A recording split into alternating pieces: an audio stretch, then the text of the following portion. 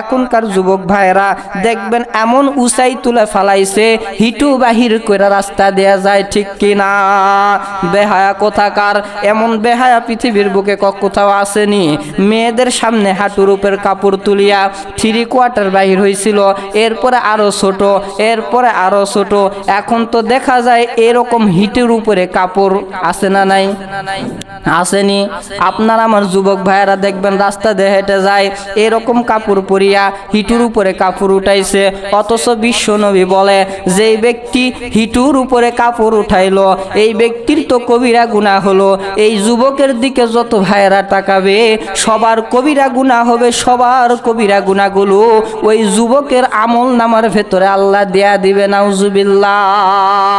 এ দোস্ত, হযরত ওমর ফারুক রাদিয়াল্লাহু তাআলা আনহু এইবার ঘরের ভেতরে বসে আছেন। নতুন নতুন কি পাইছে বাবা? নতুন নতুন নেতৃত্ব পাইছে, নতুন নতুন সরকার হইছে। নতুন নতুন সরকার হইয়া মানুষদেরকে বসিয়া পরামর্শ করতেছে কেমনে দেশটারে চালানো যায়, কেমনে রাজ্যটারে চালানো যায়, কেমনে মানুষদেরকে নামাজি বানানো যায়। এই রকম যখন গবেষণা করতেছে হঠাৎ করে পিছন দিক থেকে একজন এসে ওমরকে সালাম দেয়, আসসালামু আলাইকুম হযরত ওমর। এইবার ওমর পিছন দিকে তাকায় দেখতেছে জীর্ণ শীর্ণ চেহারা একজন যুবক ভাই ওমরের সামনে দাঁড়ায় আছে। সুবহানাল্লাহ। এ দোস্ত, এই ওমর তাকায় দেখতেছে এই যুবকের দুই সাইড দিয়া চুল নাই, পিছন দিকে চুল নাই, সামন দিকে খাড়া খাড়া চুল। এমন যুবক আছে না নাই? আমাদের এলাকায় আসেনি? আপনাদের এলাকায় মনে হয় নাই, আমাদের এলাকায় আছে। আমার সাথে পড়ে আমার বন্ধু মানুষ, আমার সাথে পড়তে পড়তে পড়ালেখা বাদ দিছে।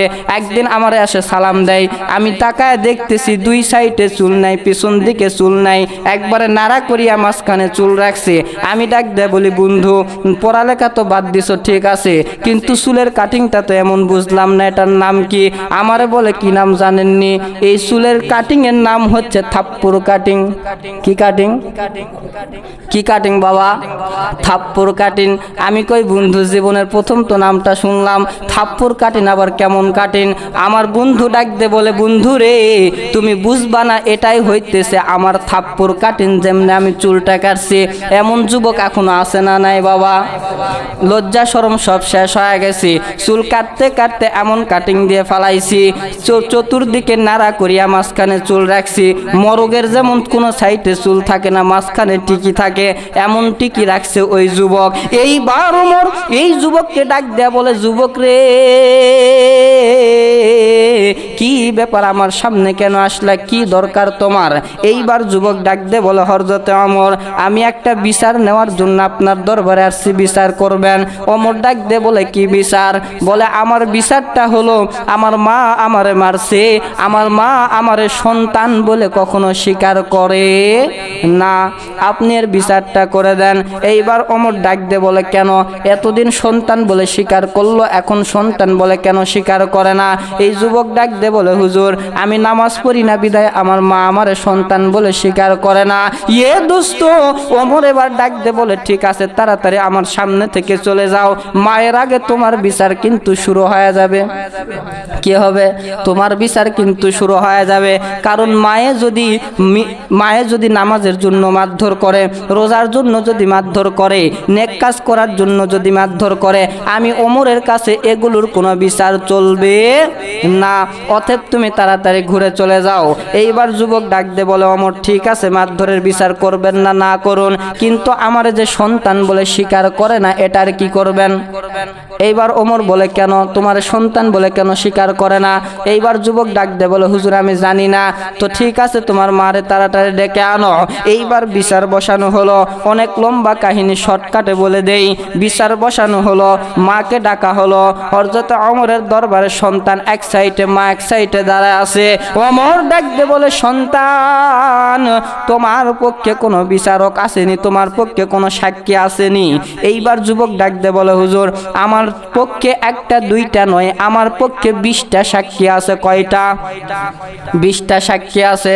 এইবার ওমর ডাক দে বলে, সাক্ষীগুলোরে হাজির করো। যুবক ভাই সাক্ষীগুলোরে হাজির করছে।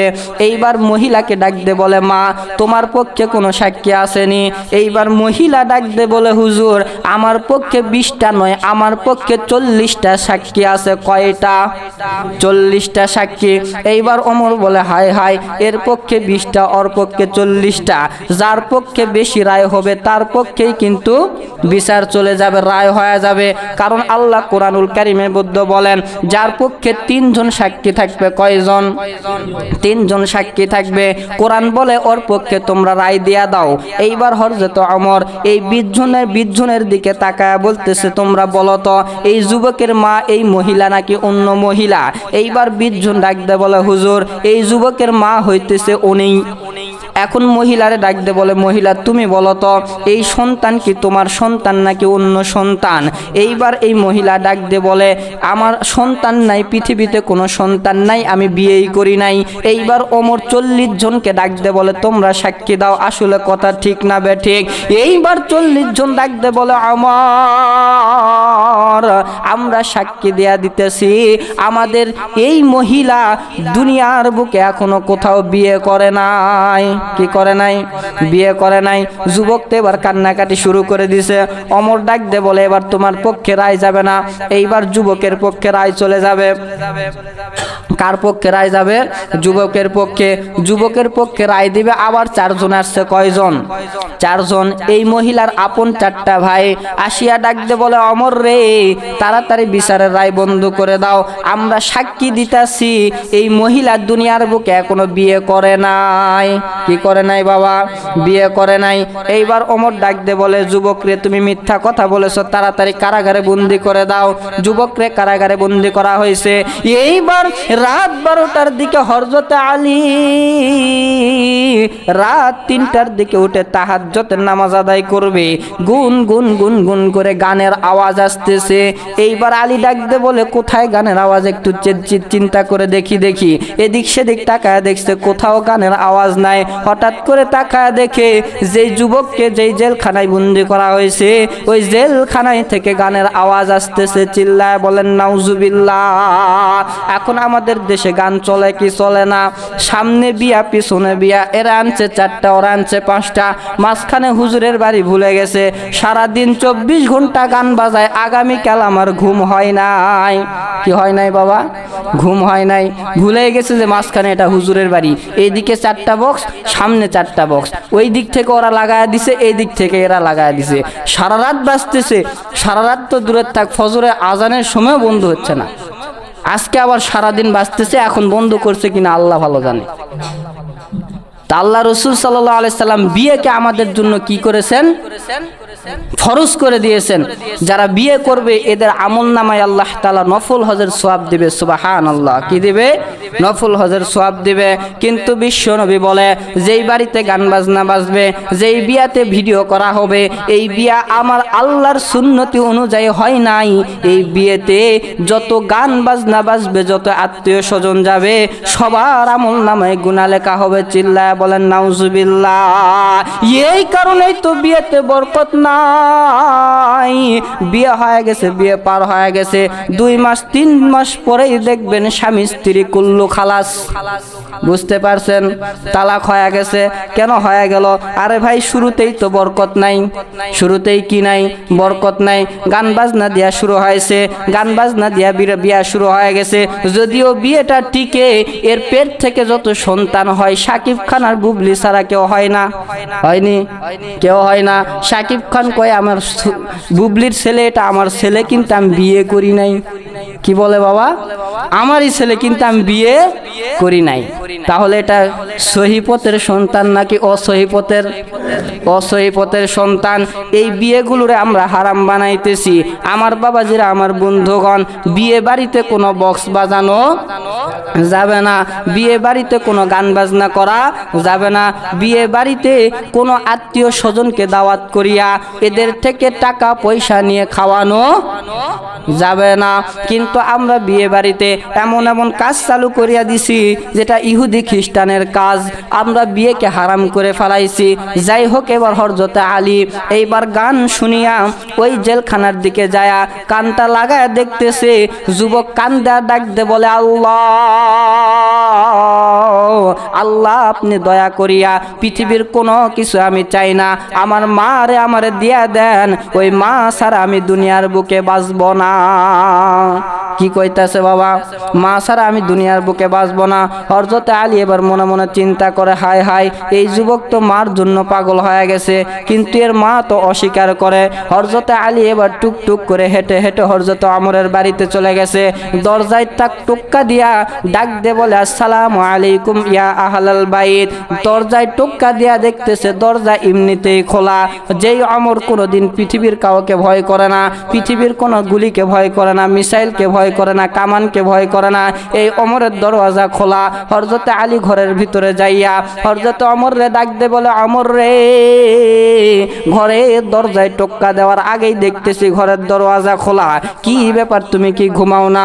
হযরত ওমর ডাক দে বলে, আলী, যেই দিন থেকে বিশ্ব নবী আমার এই দুনিয়ার বুকে সব কিছুর দায়িত্ব দেয়া দিছে, সেই দিন থেকে সর্বদাই ঘরের দরওয়াজা খোলা। কারণ আমার কোন উম্মত, আমার কোন প্রজারা ঘরের দরজায় এসে টক টক করে আমারে খুঁজবে, কিন্তু আমি যদি না দরওয়াজা খুলতে পারি, ওর কপাল পুড়ে যাবে। কিয়ামতের দিন আল্লাহ আমারে কাঠগড়ায় দাঁড় করাবে। চিল্লায় বলেন ঠিক কিনা? এইবার হযরত আলী ডাকতে বলে, তাই নাকি? আর আমাদের বাংলাদেশে 10 লাখ টাকা খরচ করে মেম্বার হলে ওর 10টা দরজা কোনো দিন খোলে না। টক টক করে আওয়াজ দিতে দিতে কপাল পুড়ে গেছে। মেম্বার কয় 10টার আগে ঘুমোর থেকে ওঠা যাবে না। কিন্তু এরকম মেম্বার তারা ছিল? তারা ছিল না। তারা কেমন মেম্বার ছিল, কেমন চেয়ারম্যান ছিল, কেমন নেতা ছিল? ঘরের দরজা খুলে রাখছে যাতে করে মানুষেরা বিচার দিবে আসে সর্বদাই দেখে যে ওমরের ঘরটা খোলা। এইবার হযরত ওমর রাদিয়াল্লাহু তাআলা আনহু বলে, বাহির থেকে কে সালাম দিল? হযরত আলী বলে, আমি সালাম দিলাম। এখন বাংলাদেশে আমাদের দেশে দেখবেন সন্তান বাবারে ফোন দেয়, ফোন ধরে কয় হ্যালো, সালাম কালাম নাই, আসেনি, কোনো সালাম নাই। ফোন ধইরাই কয় হ্যালো, সালাম দিবে সন্তান, বাবাই বলবে আসসালামু আলাইকুম। এইবার বাবার সন্তানরে সালাম দিবে, বাবাই বলবে সালামু আলাইকুম। স্বামী স্ত্রীরে সালাম দিবে, স্ত্রী স্বামীরে সালাম দিবে, তোমার উপরে শান্তি বর্ষিত হোক, সেও বলবে তোমার উপরেও শান্তি বর্ষিত হোক। আচ্ছা বলেন তো, বাবা হিসাবে সন্তানের উপরে এতটুকু দোয়া করার দরকার আছে না নাই? যে তোমার উপরে শান্তি বর্ষিত হোক, এরকম ভাবে সালাম আদান প্রদান করবে। আর আমাদের বাংলাদেশে, আমাদের দেশে ফোন ধইরাই কয় হ্যালো, আমার আল্লাহ কয় তোর কপালটা এবার গেল। কি কয় বাবা? গেল। সালাম কালাম আমাদের ভেতরে নাই। আর আল্লাহর নবী, বিশ্ব নবী মুহাম্মদুর রাসূলুল্লাহ সাল্লাল্লাহু আলাইহি ওয়াসাল্লাম বলেন, আমি যখন ঘরের দরওয়াজায় টোক্কা দেব, ঘরের দরওয়াজায় টোক্কা দেওয়ার আগে ঘরটা খোলা মাত্র আমি সালাম দেই। আমার কোনো স্ত্রী কোনোদিন আমার আগে আমারে সালাম দিতে পারে নাই। আমার স্ত্রীরা আগে আমারে সালাম দেওয়ার চেষ্টা করেছে, কিন্তু কোনোদিন পারে নাই। বিশ্বনবী আরো বলে যে তুমি ঘরের দরওয়াজার ভিতরে টোক্কা দিয়া সালাম দিবা, আসসালামু আলাইকুম ইয়া আহলাল বাইত। ঘরের ভেতর থেকে স্ত্রী উত্তর দিবে, অথবা মা উত্তর দিবে, বাবাই উত্তর দিবে, অথবা সন্তান উত্তর দিবে। এর ভেতরে ঘরে ঢুইকা এদিক সেদিক তাকাইয়া যদি দেখো কেউ নাই, স্ত্রীর হাতে হাত দিয়ে মুসাফা করবা। কি করবা? মুসাফা করবা। আর আমাদের যুগে দেখা যায় ঘর খুলতে দেরি হলে তাড়াতাড়ি খুল দিছু কলো, ঠিক কিনা? এইবার ঘর থেকে বিশ্বনবী বলে, ঘরের ভেতরে চলে গেলা, ঘর থেকে বাহির হইলা, এইবার জমিতে চলে গেলা, বিবিকে যাওয়ার সময় সালাম দিবা, এদিক সেদিক তাকায় কেউ না থাকলে একটা চুমা দিবা। কি দিবা? আমার কথা নিয়ে এটা হাদিস শরীফের ভিতরে বিশ্বনবী বলেছে একটা চুমা দিবা। এখন দেখা যায় বাবার দরবারে যে খাটে বইয়া আছে এমন মহিলারা চুমাচুমি শুরু করে দেয়, নিজের স্ত্রীও জীবনে অত চুমা দেয় নাই, ঠিক কিনা? আমি একটা মাজারে গেছিলাম বাবা, আমি সেই মাজার ভণ্ড পীরদের কথা বলতেছি, যারা ভণ্ড। আবার ভাইবেন না আপনার পীরের কথা বলছি, আমিও পীরকে মহব্বত করি, ভালোবাসি। যারা ভণ্ড তাদের কথা বলতেছি। চেয়ারের ভিতরে যেই চেয়ারে বসা থাকে, যেই খাটের ভেতরে বসা থাকে, এই খাটের সামনে দিয়া মহিলারা যাইতেছে, আর যায়া বাবার খাটের ভেতরে এমন চুমাচুমি শুরু করে দিছে, নিজের স্বামীরও জীবন অত চুমা দেয় নাই। এইবার আসার সময় আপনাকে আবার সামনে দিয়ে আসতে হবে। আচ্ছা বলেন তো, পৃথিবীতে বাবা মার চাইতে আর বড় কোনো আল্লাহর ওলি আসেনি? তাহলে বাবা মার সামনে দিয়া যদি পিছন দিক ঘুরে আসা যায় তাহলে বাবার ঘরে যায় আসা যাবে না কেন? যাবে যাবে না কেন? তাহলে দেখেন দেখি, এখন আসেন বাবা ওইদিকে বাদ দেই, ঘটনা আবার লম্বা হয়ে যাবে। হযরত আলী রাদিয়াল্লাহু তাআলা আনহু এইবার বিশ্বনবী বলেন, এইবার তুমি যখন নিজের স্ত্রীকে ঘরের ভিতরে রাখিয়া ঘর থেকে বাহির হয়ে চলে যাবা, এই বাহির হয়ে যাওয়ার সময় নিজের স্ত্রীকে একটা সালাম দিবা, একটা চুমা দিবা, এরপরে স্ত্রীকে বলবা তুমি খায় দায় ঘুমাবা, আমার একটু আসতে দেরি হবে। কিন্তু তা না করিয়া এই আমি যাইতেছি গরুগুলা দেখিস, ঠিক কি না? বলে না, এই আমি আজ যাইতেছি আমার একটু আসতে দেরি হবে, তুই গরুগুলা একটু দেখে থুস। আসেনি? এখন বইয়ের হাতে একটা প্লাস্টিকের ঘটি আছে, ধাস করে থুয়ে কই তুই রাস্তাত পরে মরিস, বলে কি বলে না? অথচ আপনি যদি স্ত্রীকে চুমা দিয়া স্ত্রীর কাছ থেকে সুন্দর করে বিদায় নিয়ে যদি চলে যান, এই স্ত্রী তাহাজ্জুদ পড়ি আপনার জন্য দোয়া করবে কি করবে না? করবে। এই স্ত্রীকে রাখিয়া হজে যান, এই স্ত্রীকে রাখিয়া বিদেশে যান, এই স্ত্রীকে রাখিয়া তবলিগে যান, কখনো স্ত্রী দ্বিতীয় পরকিয়া করবে না। কিন্তু স্ত্রীর সাথে খারাপ ব্যবহার করার কারণে আপনি বিদেশ 10 দিন যাইতে না যাইতে স্ত্রীর পরকিয়া করা শেষ, ঠিক কিনা? এ দোস্ত, হযরত আলী রাদিয়াল্লাহু তাআলা আনহু এইবার ঘরের দরওয়াজার সামনে সালাম দিয়া ঘরের ভেতরে যখন ঢুকে গেল, ঘরের ভেতরে ঢুকিয়া ডাক দে বলে, যুবক রে, এত রাত্রে তুমি কেন কান্না করো? যুবক ডাক দে বলে, হযরত আলী, আমার মারে আমার কাছে আনিয়া দাও, মা সারা দুনিয়াতে আমি আর বাঁচব না। এইবার হযরত আলী ওমরের কাছে চলে গেলেন, ওমরকে ডাক দে বলে, ওমর রে, তোমার মনে হয় বিচারের ভেতরে কিছু না কিছু ভুল আছে, কারণ মা যদি এই যুবকের না হয় তাহলে যুবক তাহাজ্জুদের নামাজ পড়িয়া কখনোই কান্না করতো না। তুমি যদি আমার অনুমতি দাও, দ্বিতীয়বার আমি আবার এই বিচারটা করতে চাই। হযরত ওমর ডাক দে বলে, কখনোই সম্ভব নয়, হাজার হাজার মানুষের সামনে আমি বিচার করে ফেলাইছি, আজকের দিনে আমি রায় দিয়া দেব, অর্থাৎ আজকের দিনে রায় হবে এই যুবকের মা, এই যুবকের মা এই মহিলা কোনোভাবেই নয়, আজকে আমি এটা রায় দেব। হযরত আলী বলে যে আপনি আমার একটা সুযোগ দেন, আমি আবার এই বিচারটা করতে চাই। হযরত ওমর বলে, কখনোই সম্ভব নয়। হযরত আলী এই ওমরকে ডাক দে বলে, ওমর রে, তুমি মনে হয় ভুলে গেছো, আমার বিশ্ব নবী সাল্লাল্লাহু আলাইহি ওয়াসাল্লাম আমার পক্ষে একটা হাদিস বর্ণনা করেছে, এই হাদিসটা কি তুমি ভুলে গেছো? লাউ কানা বাদিন নাবিয়্যান লাকানা ওমর, আমার আল্লাহ রাব্বুল আলামিনের নবী ইলমের শহর, আর সেই শহরের দরওয়াজা হইতেছে হযরত আলী। শহরের দরওয়াজা কে বাবা? হযরত আলী। এইবার ওমর বলে, আসলেই তো কথা ঠিক, তোমার জ্ঞানটা একটু বেশি, দেখি তোমার একটা সুযোগ দিয়া, ঠিক আছে যাও, দ্বিতীয়বার আবার বিচার বসবে। পরের দিন দ্বিতীয়বার বিচার, অনেক লম্বা কাহিনী, শর্টকাটে বলতেছি বাবা। এইবার বিচার বসলো, হযরত আলীর কথা মতো এই সাইডে যুবক, এই সাইডে মহিলা। হযরত আলী যুবককে ডাক দে বলে, যুবক, আল্লাহর কথা স্মরণ করিয়া সত্য করিয়া বলে, এই নারী কি তোমার মা? যুবক ডাক দে বলে, হযরত আলী, কালকে থেকে বলতেছি আমার মা, আপনি কি শোনেন না? এইবার হযরত আলী মহিলার কাছে চলে গেছে, মহিলাকে ডাক দে বলে, মহিলা, আল্লাহকে ভয় করিয়া, ওই আল্লাহর কথা অন্তরে স্মরণ করিয়া আমাকে বলুন, এই যুবক তোমার সন্তান কি সন্তান নয়? এই মহিলা ডাক দে বলে, এই যুবক আমার সন্তান নয়, আমি বিয়েই করি নাই। কি করে নাই বাবা? বিয়ে করে নাই। এইবার হযরত আলী বলে, ঠিক আছে, এইবার সবচাইতে বড় কঠিন শাস্তি তোমাদেরকে দেওয়া হবে। এইবার মহিলা ডাক দে বলতেছে, কি কঠিন শাস্তি? আজকে সবচাইতে বড় কঠিন শাস্তি হলো, হে হযরত ওমর, আপনি তাড়াতাড়ি শুনে নেন, এখন বিচারের রায় দিবেন আপনি। এই যুবকের সাথে এই মহিলার এই মজমার ভেতরে এখনই বিয়া হয়ে যাবে। কি হবে? এখনই বিয়া হয়ে যাবে। কে ছেলে কে মা কে কি হলো সেটা দেখার বিষয় নাই, এক্ষুনি এই ময়দানে এই ছেলের সাথে এই মহিলার বিবাহ দেওয়া হবে।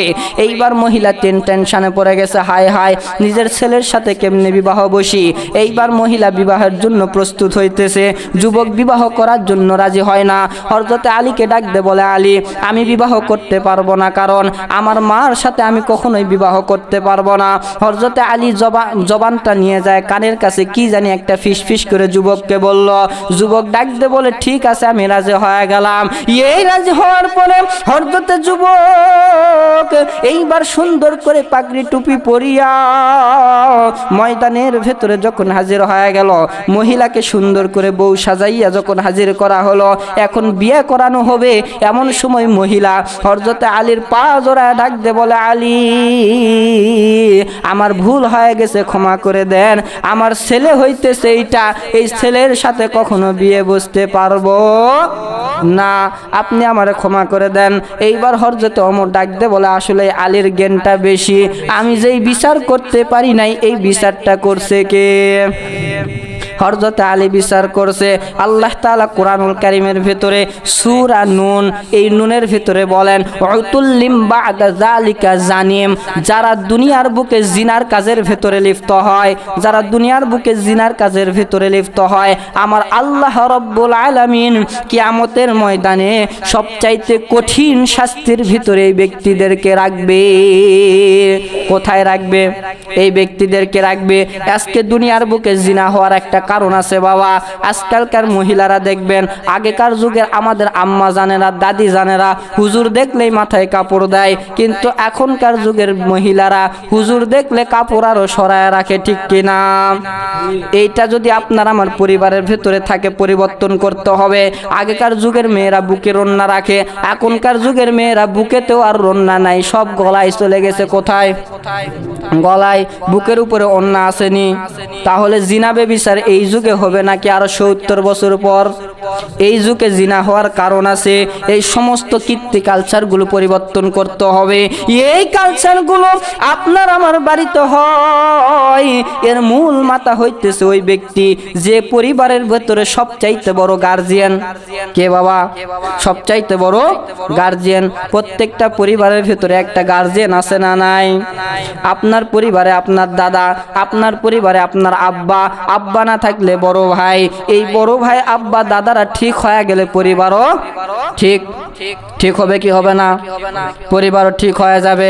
এই জন্য আসুন গো বাবাজি, এ দোস্ত, দুনিয়ার সব কিছু বাদ দিয়া নিজের পরিবারকে ঠিক করি, কারণ নিজের পরিবারের কারণে আমার আল্লাহ রব্বুল আলামিন কিয়ামতের ময়দানে আপনারা আমার ধরবে, ডাক দিয়ে বলবে, নিজের বউটারে কেমনে চালাইছো, নিজের কন্যাটারে কেমনে চালাইছো, তাড়াতাড়ি হিসাব দাও। চিল্লায় বলেন নাউজুবিল্লাহ। এ দোস্ত, এই কারণে দুনিয়ার সব কিছুকে বাদ দিয়া, দুনিয়ার সব চিন্তাধারাকে বন্ধ করিয়া নিজের কন্যাটারে ভালো করতে হবে, স্ত্রীটারে ভালো করতে হবে। আপনি আমি মনে মনে চিন্তা করি, বুড়া হয়ে গেছি, বৃদ্ধ হয়ে গেছি, বউ বুড়ি হয়ে গেছে, স্ত্রী বুড়ি হয়ে গেছে, এই বুড়িরে পর্দা করিয়া কোনো লাভ নাই। আরে ভাই, এই বুড়ি যতদিন মারা যায় নাই ততদিন পর্যন্ত এর উপরে পর্দা ফরজ কি ফরজ নয়? তাহলে করার দরকার আছে না নাই? আমাদের অন্তরে অধিকাংশ এটা আছে যে আমার বউ তো বুড়ি হয়ে গেছে, আর পর্দা করিয়া কি হবে? কিন্তু মনে রাখবেন, এই ব্যক্তি যতদিন মারা যায়নি, এই মহিলা যতদিন মারা যায়নি, তার উপরে ততদিন আমার আল্লাহ পর্দা ফরজ করে দিয়েছে। এ দোস্ত, এই মহিলা যেদিন মারা যাবে, আমার আল্লাহ ডাক দিয়ে বলবে, এই মহিলা বেপর্দার কারণে জাহান্নামে যাবে, এর সাথে সাথে এর স্বামীরেও জাহান্নামে দিয়া দাও। চিল্লায় বলেন নাউজুবিল্লাহ। তাহলে সবগুলো বাতিল করার দরকার আছে না নাই? তাহলে পরিবারকে আজকে ঠিক করবেন নি? করবেন? জোরে জোরে সবাই বলুন ইনশাআল্লাহ।